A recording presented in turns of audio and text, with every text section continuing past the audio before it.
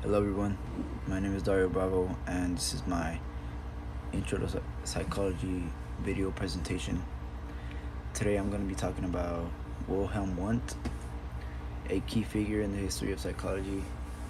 He's often regarded as the father of modern psychology. Wundt's contribution laid the groundwork for psychology in a scientific discipline.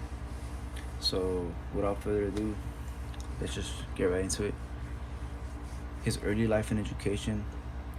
Wilhelm Maximilian Wundt was born on August 16, 1832 in Neckarau, Germany, which is now part of Mannheim. From a young age, Wundt showed keen interest in the sciences. He pursued his education in medicine at University of Heidelberg and later became an assistant to the famous physiologist Hermann von Helmholtz. The experience significantly influenced Wundt's interest in the psychological aspects of psychological phenomena. It's kind of cool to see how early influences shape a person's career. I think his mentor, Helmholtz, he was obviously, it was a pivotal moment for Wundt. Set him on that path for him to make his groundbreaking discovery in psychology. Let's talk about a few of his establishments. In 1879, Wundt founded the first laboratory dedicated solely to psychological research at the University of Leipzig. This laboratory marked the formal beginning of psychology as an independent scientific discipline. Wundt's laboratory attracted students from all over the world, eager to learn about his experimental approach to studying the mind. It's crazy. Imagine being one of these students, witnessing the birth of a new scientific field. Must have been exciting, inspiring to be a part of. Wundt's approach to psychology is often linked with structuralism. He aimed to analyze the structure of the mind by breaking down mental processes into their basic components. To do this, he employed a method called introspection, where trained subjects will describe their conscious experiences in response to various stimuli. While introspection might seem a little bit outdated today, at the time it was pretty revolutionary. It represented one of the systematic attempts to understand the inner workings of the mind scientifically. But yeah, let's get on to his voluntarism.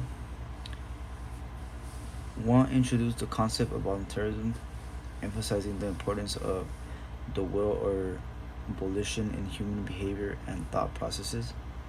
He believed that conscious attention was crucial in organizing psychological experiences, highlighting the active nature of the mind.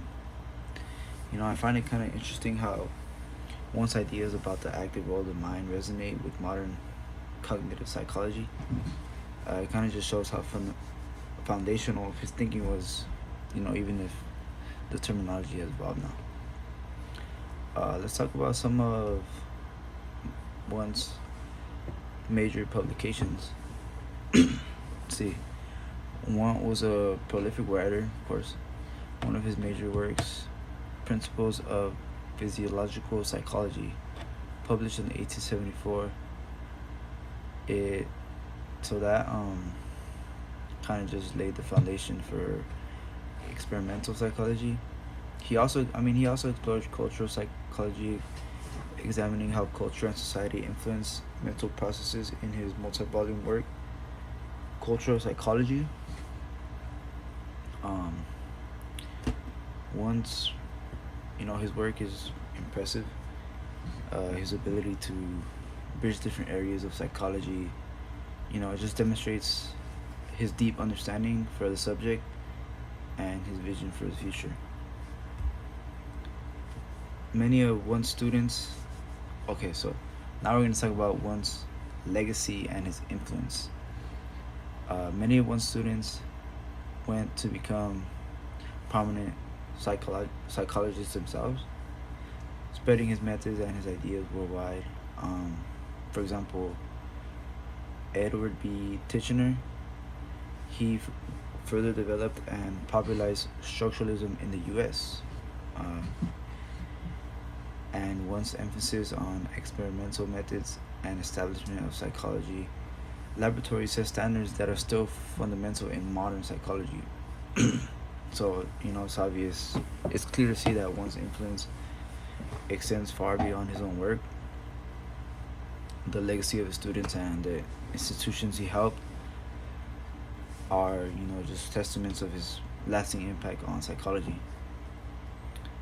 So, in summary, Wundt's contribution to psychology was groundbreaking. Kind of why they call him the father of modern psychology. He established the first psychology laboratory. He developed a structuralist approach, and he emphasized the importance of experimental methods. His work kind of, like I said, laid the foundation for psychology, and his influence to this day, I feel like it could still be felt. So that's about all I have for Wilhelm Wundt. Hope you guys enjoyed, and